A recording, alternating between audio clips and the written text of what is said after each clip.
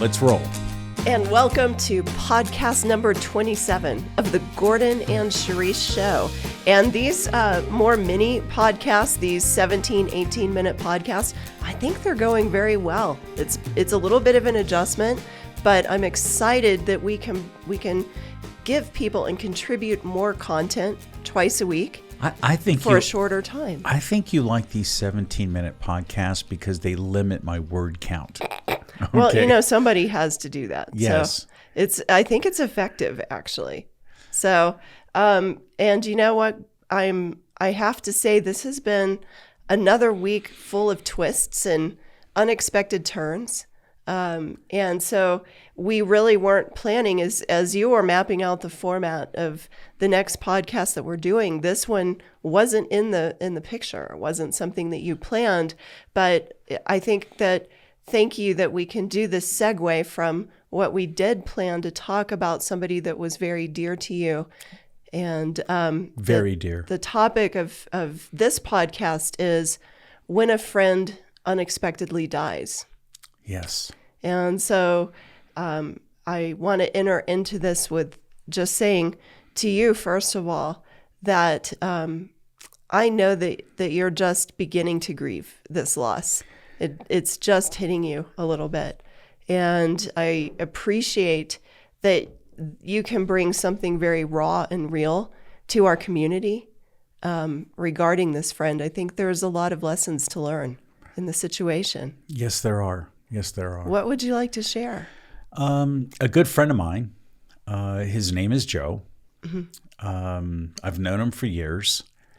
He passed away through a 3-week battle dealing with COVID-19. And even though the statistics show in the United States that 99% of people are not going to die because of COVID or SARS-CoV-2, the fact is that there's that small percentage, that unpredictable percentage that has a terrible time trying to cope with COVID-19. Mm-hmm. And Joe, of all people, a healthy individual. Right. He's 5 years older than I am, but he was very active, an avid golfer. Mm-hmm. In fact, he was the individual that had spent a lot of time with me teaching me the game of golf. So Joe, let me take this back. Joe knew me when I was completely healthy. So he knew me pre-surgeries. That was before I even knew you. That's right. Yeah. And he also knew me post-surgeries. Right. He knew me when I was dealing with chronic pain, and he also helped me develop a love for the game of golf. And he was extremely patient with me.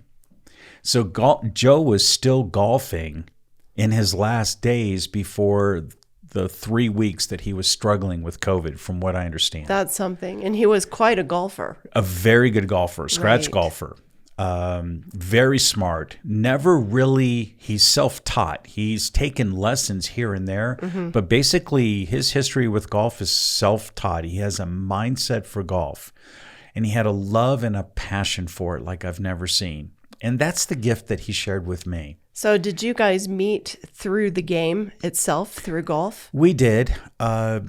Joe, years ago, when I was in practice, I'd finished up for the day, and we went ahead and golfed. And that evening, Joe dealt with some troubles in his life, mm-hmm. just like each one of us. In fact, he was the most non-judgmental individual I think I've met. Pretty refreshing. Very refreshing. And he owned up to things. He knew when his life was going sideways. Mm-hmm. And he had a way of looking at things and realizing that each one of us has sin and wrongdoings and making different decisions that might not be the best for our lives, taking the wrong path, dealing with family issues, things like that. He understood all of that. He was such a good guy, but when you first met him, he was on a wayward path, wasn't he? He was on a wayward path. Right. And so we had a drink or two. This was 30 years ago or so. We had a drink or two after we ate dinner, and I brought him to my car, and I had my Bible on the dashboard. And I asked Joe, do you want to start your life over? And would you like to meet Jesus? And here's Joe, good-looking guy, cool guy, kind guy, well-balanced. Sure. And he looked at me and he started crying. Yes, I would. But I don't know what that means. So what I did with Joe is Joe offered me a time to disciple him and to love him like a brother in Christ. And he had a big family. He had a big family. And so Joe was living in a bad part of town where there were a lot of drug deals and things like that going on. And I said, Joe, by the weekend, I want you to move out of your place and you're going to move in with me. And was this when you were still a doctor? Or? Yes, when I was still a doctor. Okay. So he moved in with me and I said, we're going to learn how to pray. We're going to learn how to develop and study the word. We're going to learn how to institute new habits into your life. I'm going to love you the best I can in a non-judgmental way. I mean, you literally took him into your fold. Yes, I did. So he gave you a love for golf and you gave him a love for God.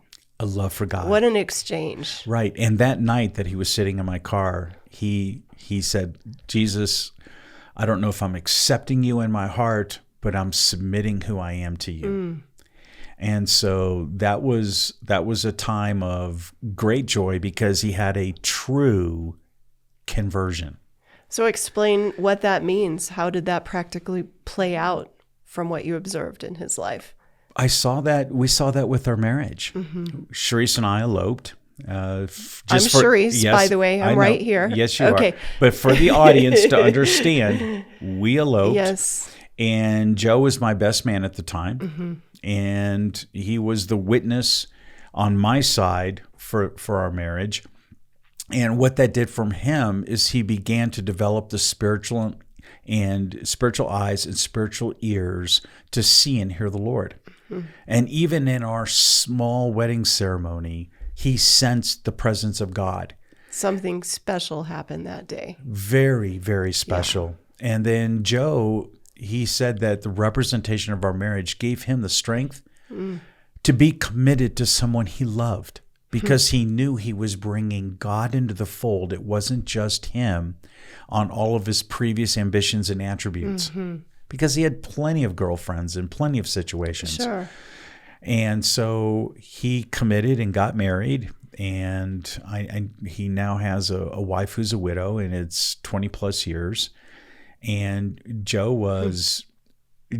really lived his life and tried to change and to get rid of the bad habits, but he was also seeking God. And you know what is so special in the story from my perspective?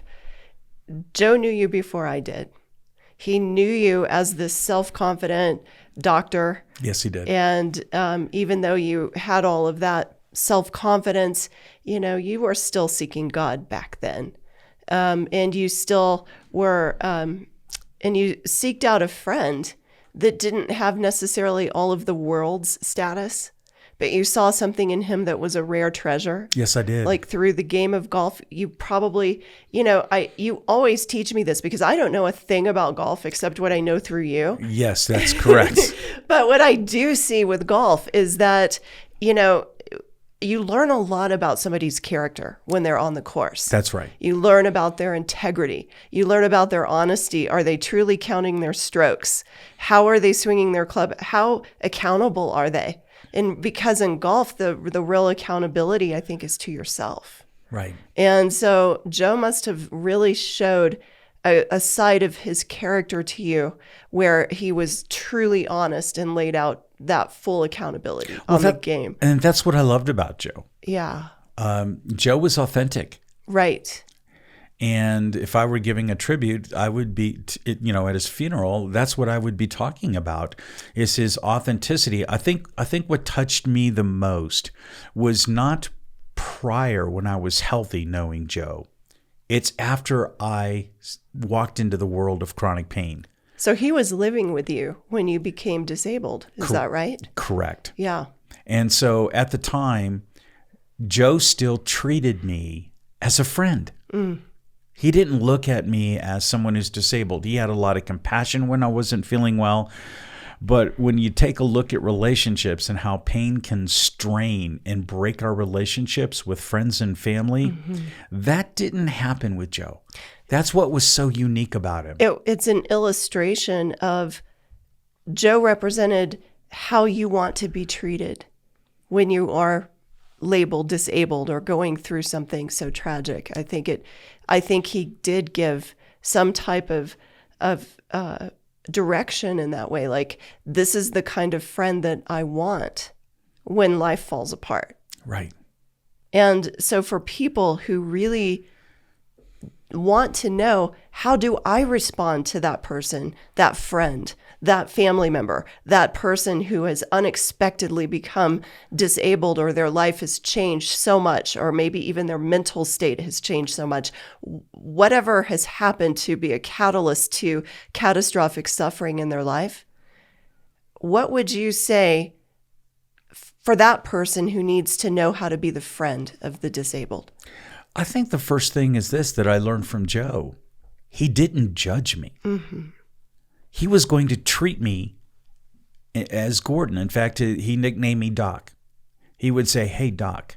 He treated me as an individual, yet he was still compassionate to the fact that I had limitations, and I was dealing at that time with Joe, I was dealing with severe pain. It was so acute, I'm sure. Yeah, it was severe. So he had a way of finding the good things in me and the good things about God and my level of courage. And he never pushed me beyond what he thought his healthy level was. He didn't put his standard on you. He did not put a standard on me. He put the standard of, you can do this. It's okay. Look at the step you took. He had that kind of feedback for me on a personal level. And I didn't realize it. I thought I was helping Joe. Okay. I thought I was helping him through some finances and living in a different place. And when someone's hungry, you feed them. I'm the one who was extremely fortunate and blessed and to learn new things because Joe and I were together for just a short season of life. And that's what I'm going to miss about Joe. I think when you talked earlier, you mentioned, hey, Gordon, you're going to experience the grief from this and you haven't experienced it yet. My initial response when I heard the news 2 evenings ago, it felt like someone punched me in the gut. Yeah. But my immediate thought was, I can't even fully shed a tear yet because this is one of the situations where I know he had a full conversion. Absolutely. And he is being swept into the glory of God. And so I am so glad and satisfied and I have so much joy knowing about his beliefs and knowing the direction that he's headed for. And so when you talk about eternity, those are the things that bring me a lot of hope and a lot of joy. Obviously, I haven't spent time with his wife, who's now a widow. I'm sure she's grieving. And I knew his daughter at the time. I haven't reached out to her in 2 decades. So my heart goes out to them because I know that the grieving is difficult while we still live on this planet Earth. But Joe was special. And I think another ironic thing about what happened is Joe was so strong at social relationships. And it's ironic how he died of COVID-19, which plays havoc virtually on every social interaction and relationship that we're dealing with in society today. Yes. And so, wow, it just gives pause to think about life and death. Yes. It gives pause to think about the fact that we're going to live in the present. And, I'm just so grateful because the memory of Joe in my heart is a treasure. It's a treasure that's going to be made full again. Yes, it is. It's an eternal relationship. And there's such a different feeling when death comes when you have a brother in Christ. Yes. But the separation is a sting. It hurts. It's not natural. Right. And But thank you, Joe, for the lessons that you've taught us, both of us, because I met him when we got married. When we first met, that 21 days between meeting and marriage, Joe was the first person I met with you because he went to that retreat where we met. Yes. And he was a kind man. And so I just want to say, I love you so much, and I'm so glad and I'm so grateful that you chose a discipleship path with Joe that led to him being able to show you in exchange the love that helped carry you through to the point where I met you. Yes, very, very true. To finish up, and we're not really going to have a thought of the day, but to finish up, I know that I'm going to connect with Joe again. Yes, you will. And in 2017, he wrote me a text, and he thanked me for having the courage to be a brother in Christ, to introduce him to Jesus. And he thanked me several times. And then I wrote back to him this: "But just as it's written, things which eye has not seen and ear has not heard, and which have not entered into the heart of man, all that God has prepared for those who love him." That was your final words to him. Those were my final words, and how prophetic they are today. They are. So I think our combined thoughts are this: I don't think either of us experience the death of the sting of death right now. Right. We have a grieving heart because he's gone from this planet, but we know where he is right now. And we celebrate that. We celebrate it. And so, guys, we can all learn from Joe's life. So thank you for tuning in, and we're going to catch you next time. And please also visit our website. Yes. I just want to say it's very beautiful. It's in development, but you're going to find all the resources of these podcasts right there to help continue to encourage you along the way at gordonandsharice.com. Okay. We'll see you next time. Thank you.